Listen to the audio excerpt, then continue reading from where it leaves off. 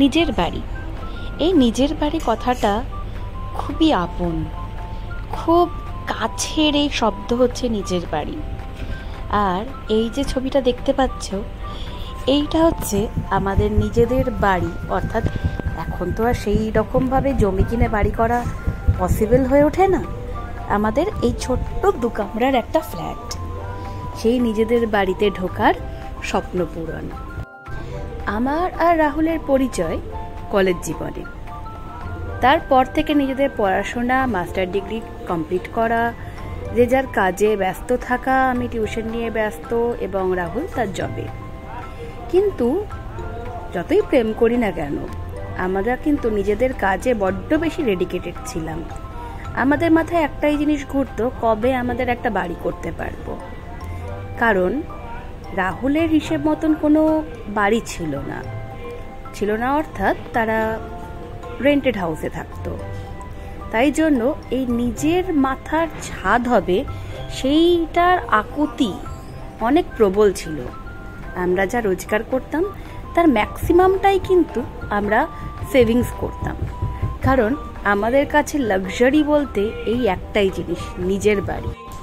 আমাদের এই বাড়ি খোঁজার জার্নিটা শুরু হয় করোনার আগে। তখন তো আর বুঝতে পারিনি করোনা কি জিনিস। তো তখন একবার বাড়ি কেনার জন্য বেশ কিছু ডাউন পেমেন্ট দেওয়া হয়, তারপর হয়ে যায় চারদিক বন্ধ। আবার সেইখান থেকে ডাউন পেমেন্টের টাকা উদ্ধার করে অন্য আরেকটা ফ্ল্যাট দেখা হয়, সেখানেও ডাউন পেমেন্ট করা হয়। কিন্তু সেখানকার আইনি জটিলতা জনিত কাজে আমাদের ব্যাংকে লোন হয় না, কারণ সেই বাড়ির যে দলিল ছিল সেখানে কিছু ডিসপিউট ছিল। সেইখান থেকে আবার আমাদের টাকাগুলো উদ্ধার করতে হয়। এর মাঝখানে কিন্তু আমাদের বিয়েও হয়ে যায়। বিয়ের পর 1 বছর আমরা ভাড়া বাড়িতে কাটাই। এর মাঝখানেই আমাদের চিরুনি তল্লাশি চলতে থাকে বাড়ি খোঁজার জন্য। আর দিন দিন যেই পরিমাণে আমাদের এখানে জমির দাম বেড়ে যাচ্ছে, ফ্ল্যাটের দাম বেড়ে যাচ্ছে, আমাদের ওই বাড়ি খোঁজাটাও ভীষণ লাক্সারি হয়ে উঠছিল। বলে না, যদি ইচ্ছে থাকে এবং সেই ইচ্ছেটাকে পূরণ করার জন্য তুমি পরিশ্রম করো, তাহলে ভগবানও তোমাকে সাহায্য করতে এগিয়ে আসবে। তারপর অবশেষে খোঁজ পাই এই ফ্ল্যাটটার, এবং দেখা মাত্রই কিন্তু ফ্ল্যাটটা আমার বেশ পছন্দ হয়ে গেছিলো, এবং তার সাথে রাহুলের, কারণ ফ্ল্যাটটা আমি আর রাহুলই দুজন দেখতে গেছিলাম।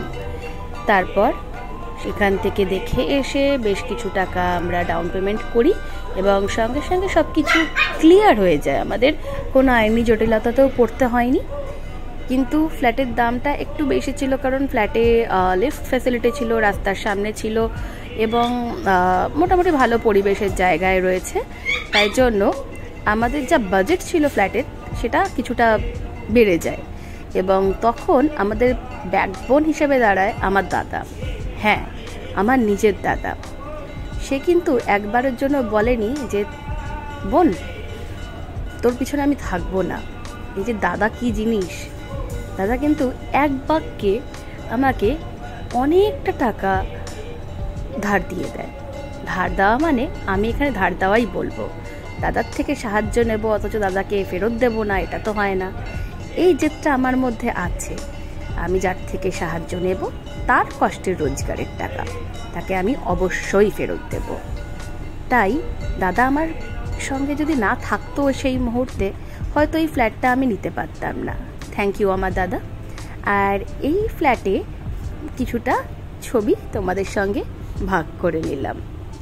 আমাদেরকে আশীর্বাদ করো সবাই, যাতে আমরা ফিউচারে নিজেদের মতন নিজেদের কাজে আরও এগিয়ে যেতে পারি এবং সবার সাথে ভালোভাবে থাকতে পারি।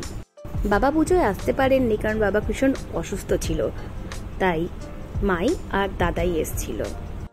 আজ তোমাদের সাথে সেই মুহূর্তগুলো কিছুটা ভাগ করে নিলাম।